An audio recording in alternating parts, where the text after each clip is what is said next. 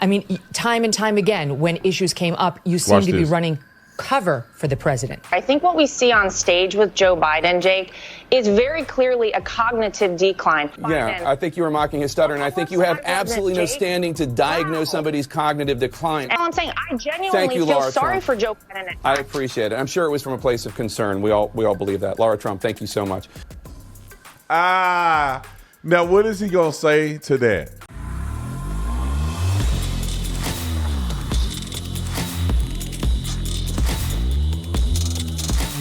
What's going on, y'all? I'm so excited to tell you guys about our campaign that we're doing. We do it annually, and it's the Prison Fellowship Angel Tree campaign. And this is for young children whose parents are incarcerated. So if you guys have a heart like me and you love to help, and I know you guys do, this is an opportunity to bless someone else. If you're feeling down, if you're feeling despair, or whatever the case may be, this is the chance for you to feel better by blessing other people. Let me tell you this. The camp is a refuge for young people. It's a safe place for people, for the young people. And it's a great outdoors experience. They meet new friends. And most importantly, they learn about the gospel of Jesus Christ. So we have 15 kids that we've sent already, thanks to generous donors. It's $200 per kid. Now, that does not mean that you have to individually give $200. If God has blessed you with $200 to give, then you can give that. But if we all work together, whether it's $10, $15, $20, $30, somebody can give $1,000 if you want to, whatever God is purposed on your heart. If we all work together, we can reach the goal of raising enough money to send 250 kids. Ladies and gentlemen, let's do this. I know that you got it in you. I'm going to give a significant amount from my family, and I want you to join me in this. I cannot wait for us to get to our goal, and I think we'll do it soon. God bless you, and make sure you go to the link in the description section to donate, and we are going to do well in this campaign. All right, let's get to the politics, baby. All right, let's talk about Megyn Kelly. Megyn Kelly, her show is really great. I mean, I think Megyn Kelly is better now that she's doing her own show than she was on Fox or MSNBC or CNN, wherever she was at, before she got that $30 million payout after they let her go. I wish somebody would hire me and fire me and pay me $30 million. I probably wouldn't even do broadcast no more. I'd be on the couch drinking a margarita. No, I'm joking. I love talking to y'all. I cannot not talk every day. So let's listen to this real quick, because Jake Tapper and another idiot wrote a book saying the original sin.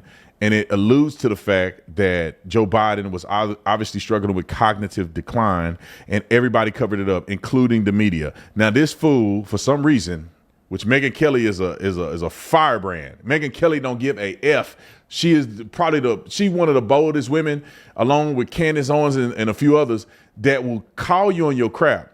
So he comes on her show and think he's gonna, pull a fast one on her, and look what happened. Roll the clip. I did ask Joe Biden to be transparent about his health records in an interview in 2020. I did ask him about the fact that voters but then he wasn't. Thought that he... And you didn't push back either. He was not transparent at all. No. He promised you that he would be transparent about his health records, and then he wasn't. And when you sat with him again, at all. including 1 month after the Jackie Walorski thing, you didn't ask him about it. You didn't follow up on the fact that he was falling up the stairs, that he was losing his train of thought regularly, that he was slurring, that he was incomprehensible, that he was getting lost on the White House lawn. You sat right across from him and you asked none of that, notwithstanding the fact that he had promised you he would be fully transparent about his health issues. That's true. But I did ask him about his age and the fact that the American people had concluded that, even though he said whenever anybody brought up the subject of his age, watch me. And I said, yes, they're watching you, and they are concerned that you were too old for this job. But you know as well as I do that there's a way of, you can say, hey, there's this poll on your age, or you could say, you just forgot that Jackie Walorski was dead. You asked where she was moments after watching a videotape tribute to her. You lowered the flags at the White House after she died. This happened 13 days before you sat with him. There is a way of pressing a man like that on the actual infirmities to bring it home to him and to the audience, and you didn't do it. Hold on. That's correct, I did. She just hardcore, bro. She hardcore. Don't worry about this. I'm a man, so I can do this. It ain't got nothing to do with her, okay? Y'all don't get y'all tripping. Y'all tripping. Your mind is in the gutter. You need to pray. Let's pray. Can I pray for you? No, I'm just kidding. But anyway, I love the fact she said that, because it is true.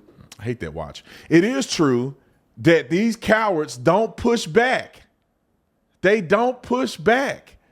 They will interview Trump and literally want to fight him in the interview. They'll look at Trump and be like, oh, no, you didn't. Trump, you're lying. Trump, it's another lie. Joe Biden, oh, we heard rumors of your cognitive decline. He like, no, watch me move. Watch me move from Scranton. You know what I'm saying? And you're like, what are you saying, bro? And they go, yeah, watch you move from Scranton. People do question your thing. Oh, okay, you don't want to talk about it? Okay, let's go on something else. No, bro. Come on, Megyn. Hit him. And like I said, I feel humility about my coverage. I mean, it's not like I was asking him his favorite movie or his favorite color. We were talking about Putin. We were talking about other issues of national importance. But yeah, I mean, of course, I've said I look back at my coverage Megyn, looking at with him like humility. And I wish I did cover the issues of age and acuity, but I wish I had covered them much more. And I wish, I mean, of course,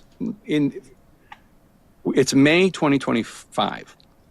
Do I wish that in that 10, 15-minute interview I had with Biden in October 2022, that this had been the only subject because I had then Well, it what I wasn't know just that, now? though, Jake. It wasn't just that. I mean, you sat Come with on, him a Megyn. couple of times in the course Come of his on, Megyn. presidency, and these issues No, I were not didn't. pressed. Well, there was No, at least that time, I- and then there was the time at the beginning. And but separate and apart from that, but Megyn, you Megyn, hold on, covered the hold on. Biden's I sat presidency. with- No. Let me just finish my point. I'm You just saying covered the I had Biden one interview presidency. with him during his I had one Okay, interview right. with And him it was during the 13 days presidency. after the Jackie Walorski thing. But you covered the Biden presidency aggressively throughout the 4 years, and you didn't cover mental acuity hardly at all. I mean, time and time again, when issues came up, you seemed Watch to be this. running cover for the president. I don't- You didn't I seem don't think that's interested. true. Well, I mean, we'll start with the Lara Trump issue that you referred. Here it is. This happened in 2020. Joe Biden, as we all know, has worked to overcome a stutter. How do you think it makes little kids with stutters feel when they see you make a comment like that? First and foremost, I had no idea that Joe Biden ever suffered from a stutter. I think what we see on stage with Joe Biden, Jake, is very clearly a cognitive decline. Okay. That's what I'm referring to. It makes me uncomfortable You are to watch somebody on stage search for that's so questions. amazing. You're trying to tell me that what I was suggesting was I a think that you stuttering. were mocking his stutter. Yeah, I think you were mocking his stutter, and I think you have absolutely no standing to diagnose somebody's cognitive decline. And it's very concerning to a lot of people that this could be the leader of the free world. Okay. That is all I'm saying. I genuinely Thank you, feel Lara sorry Trump. for Joe Biden at I times. appreciate it. I'm sure it was from a place of concern. We all believe that. Lara Trump, thank you so much. Oh, stop. Now what is he gonna say to that? Can y'all in the comment section let me know. Wasn't he running cover? This dude was literally throwing a blanket over a real issue to try to snuff out what Lara Trump was saying. And we all know, even looking back now, we already knew he was messed up. But just even shoving his face in it more, looking back on it, he poo-pooed Laura and said, you have no basis for... She was right.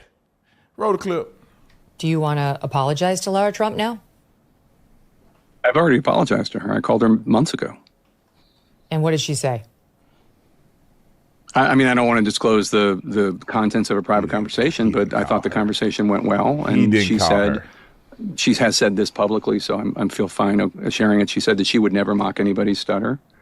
But I mean, after we did the research for this book and I realized how bad his acuity issues were, I called Lara Trump and I said, you were right. She was totally right. Stop. That's the thing. Stop. Hold on. I don't believe he called Lara Trump. I don't believe it. Now, Lara Trump may never watch this interview, so he may be trying to think he's going to get away with it. The way his confidence in answering her question does not seem very convincing to me that he actually called Lara Trump. If I was on a show and somebody said, "Are you going to apologize?" Oh, yeah, I would. I already apologized. I apologized already. Well, what did she say? Well, she was very not kind and receptive, and I felt bad, and we had a good conversation on the phone, and we hung up amicably. He didn't say that. He's stumbling over his words. This is a man that talks for a living. He makes like $100 million a year or something crazy. Like he know how to talk. How are you getting stumped and you stuttering and you're not very clear and concise when somebody asks you a simple question? If you know that you accuse somebody of something and now you're talking about the subject, it should be top of mind, which means that you should be thinking about when you had to apologize to her. So as soon as Megyn Kelly asks you, you should be like, I did. I was embarrassing, but I did call and apologize. And she go, what did she say? You don't remember what she said? Lara Trump had to say something significant, like, thank you for, I accept your apology. What else could she say? You could say, we didn't really get into the apology. She kind of brushed me off and whatever. He made it up. I bet Lara Trump, if she see this, she says he never called me and apologized. He called me, but he didn't apologize. Wrote a clip. Because when I watched that clip, and I'm giving voice to what a lot of people watching the show are feeling, Jake, I feel angry because she was right. And not only did you not allow her to make her comments, but you seemed to try to humiliate her. You had a hostility toward the position, but she was totally right. And then you lectured her on how she was in no position to diagnose cognitive decline, which you guys do at length, including on page 4 of your book. You describe at length his cognitive decline, which is all she tried to do with you. But you had such a visceral reaction to her. And my feeling is that's because you didn't want to hear it. No, I'm happy to talk about this. I didn't come here thinking that you weren't going to ask me about this. So I'm happy to talk to you about it. No, I know. The first time I saw the coverage of Lara Trump's comments, which were interpreted as her mocking Joe Biden's stutter, was in January 2020. I read it in conservative media. I read it in the Daily Mail. And that's where I saw that her comments were being interpreted that way. After those comments were publicized, it got a lot of coverage. And Sully Sullenberger wrote an op-ed in the New York Times criticizing her about this. So that's the context for that, that I was following up on a story that had been out there months before. This is also in the context of October 2020, a very intense time. People on the Biden side are saying crazy things about Trump. People on the Trump side are saying crazy things about Biden, including Don Jr. suggesting that Joe Biden is a pedophile. So hold on. That is the larger This is why these people are so disingenuous. I don't understand. And I say this to you guys. I should make a shirt to say I don't understand. Because I just don't understand. Jake Tapper is a seasoned veteran when it comes to conversations. Like I think about how often I talk. Jake Tapper probably had been doing this before I was alive. So Jake Tapper speaks a lot more than I do. He has probably spoken a lot more than I have. And the fact that he's so disingenuous is concerning to me, and it's also frustrating. He's trying to paint the picture of wild things being said on this side and wild things being said on this side. He comes up with this idea that is so drastic of a concept to call Joe Biden a pedophile. It is not. Joe Biden's daughter wrote in her journal that was verified in court because somebody stole her journal and sold it to Project Veritas. And then somehow it ended up going to court, and his daughter sued the person. And in order for her lawsuit and the criminal charges to be pressed against her, she had to validate that that was in fact her journal. In the journal, she made mention of people who done things to her that was considered to be over-sexualized. She mentioned specifically that Joe Biden and his actions were over-sexualized towards her because he forced her to take a shower with him. And she also said other pedophilic things that people that he knew had done to her. So not only did she say out of her mouth, she think that Joe Biden's actions towards her were over-sexualizing her.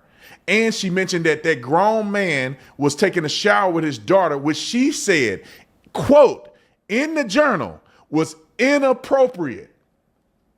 So Don Jr. didn't just come out the side of his neck and say something crazy about Joe Biden.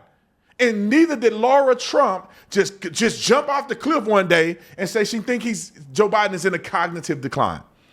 So stop being a liar and just tell the truth. Roll the clip. Context. But as I said, her comments have aged well. My comments have aged poorly. I own that. But I think what is significant is, in addition to me owning that, the reporting that Alex and I have done, which is beyond just, and when I say just, I don't mean to diminish it, but the comments of Joe Biden making gaffes, saying things stupid, tripping, are all important and all deserved to be aired and all deserve scrutiny. But as you know, Megyn, because even though you look 30 years younger than me, we're roughly the same age, Joe Biden has been saying stupid things for decades. Okay? I get what you're saying, but this minimizes it too, because it was more than saying stupid things. But I'm telling you, like over here in my ecosphere, we were covering all of these. It wasn't just falling down. It was getting lost. It was some of the stuff you report in your book. We knew and we were reporting on, like the multi-jump cuts in the videos of him, where it was obvious he couldn't get through a 1-minute take. So they had to use those. It was clear to us that he was using teleprompter and there was some reporting on that at the time, all of which the White House was denying. Now, with the current White House, I have some connections. With the Joe Biden White House, I had none. But you did. You did. And so while you've been in Washington 30 years, Jake, you guys, you and CNN have White House connections, but there was no effort, none to get to the bottom of this. And now for you guys to write this book, like there was a cover up. It's like there was a cover up and there was an attempted cover up. It could only ever work if you allowed it. I love Megyn Kelly. Her husband got to be a very lucky man to have a woman that's that smart, beautiful, bold. I mean, that's a lucky man. He ain't as lucky as me because my wife is the greatest, but he's second lucky. All right, and that's just to pay homage to Megyn Kelly, because I didn't like her when she went to CNN, and she was kind of like an anti-Trumper for a while. But man, ever since she been having her podcast and she been on her own, it's like Candace Owens. When they on their own, these women are incredibly more successful, in my opinion. It's like their thoughts are clear. They have the ability to say whatever they want to say. Whether you agree with it or not, they have the flexibility to kind of speak their heart, and it shows the brilliance of these women. Because I feel like some of these companies kind of hold the brilliance back because you can't report on this, or you can't say this, you can't talk about this, you can't do this, you can't express yourself. And I think that Megyn Kelly is doing just that by expressing herself. But I love that she held his feet to the fire. Comment in the comment section. Do you guys think I should do more of that combative? It's not combative, just bringing on people that are different, bringing on people that disagree with me. I reached out to Ari Spears, who's a black comedian. He's one of the biggest black comedians he was. He's not as relevant as he used to be. He was one of my favorites. And he talked a whole bunch of noise, and I said, look, let's debate then. He brought it up. I'll come on your show. So we reached out to him. We ain't heard from him. You know why we ain't heard from him. He don't really want that smoke. He right now, he doing research. He trying to do some research to keep up with me. But I would love to go beyond the chorus or the note. We in A flat or something, and we need to go to sharp, B sharp or whatever. I don't know the notes. I'm just guessing what they be saying on the radio. But we need to go to a different note to communicate with people that don't often always agree. And I love to talk to people that get on and talk crazy to me and say all these crazy things about that I'm lying and that I'm sitting for the white man and all this. I would love to have a person on the show, and kind of like Piers Morgan does. But y'all comment in the comment section if you think I should do more of those things.